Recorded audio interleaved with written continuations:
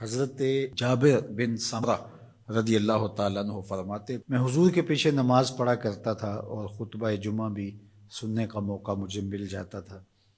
فرماتے تھے حضور کے خطبے بھی زیادہ لمبے نہیں ہوتے تھے، حضور کی نمازیں بھی زیادہ لمبی نہیں ہوتی تھیں۔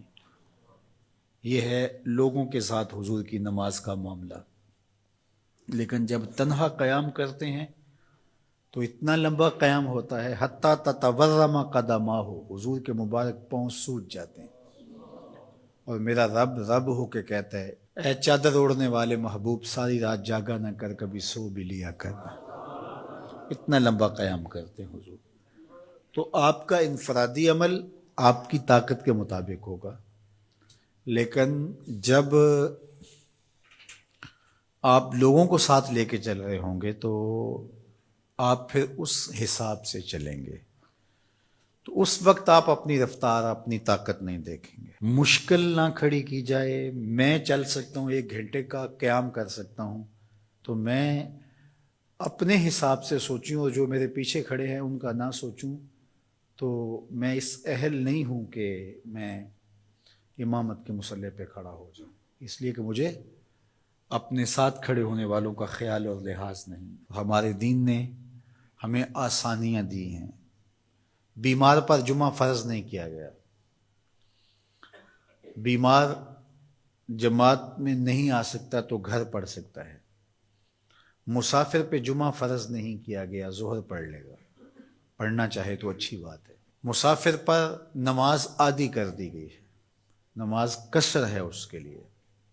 روزے میں اسے چھوٹ دے دی گئی ہے کہ وہ روزہ ترک کرنا چاہے تو کر سکتا ہے، رکھنا چاہے تو رکھ سکتا ہے، وہ اپنے سفر کا حساب لگا لے، اس کی صعوبت کتنی ہے۔ اسی طرح اور بہت ساری چیزیں ہیں شریعت اسلامیہ میں جس پر ہمیں چھوٹ دی گئی ہے، ہمیں سہولت دی گئی ہے۔ ہماری وہ چیزیں جو ہمارے اختیار میں نہیں ہوتی، ہمیں ان پہ پکڑ نہیں کی گئی۔ ان اللہ تجاوز عن امتی الخطا والنسیان وما استکرہوا، اللہ نے اس امت پر 3 چیزیں معاف کر دیں: غلطی لگ جائے، بھول جائیں، یا جس پہ آپ مجبور کر دیے جائیں، تو وہاں شریعت پکڑ نہیں کرتی، گرفت نہیں کرتی۔ تو آسان دین دیا گیا ہے جس دین پہ عمل کرنا ہمارے لیے مشکل نہ ہو، اور اگر کوئی اپنے طور پہ اس کو مشکل بنانا چاہتا ہے اور اپنے سخت مزاج کی وجہ سے اس میں کوئی چیز لانا چاہتا ہے، عبادات میں، اعتقادات میں، رویوں میں، طرز زندگی میں، انداز معاشرت میں، تو شریعت اسلامیہ نے اس کی نفی کی ہے۔ کیونکہ بہت سارے لوگ ایسے ہیں کہ جو عبادات میں بہت سارا غلو کر جاتے ہیں، تو اس سے منع کر دیا گیا۔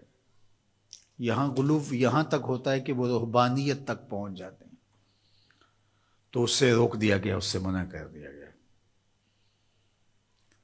تو نہ کمی کی جائے اور نہ ہی زیادتی کی جائے، تفریط سے بھی روکا گیا ہے اور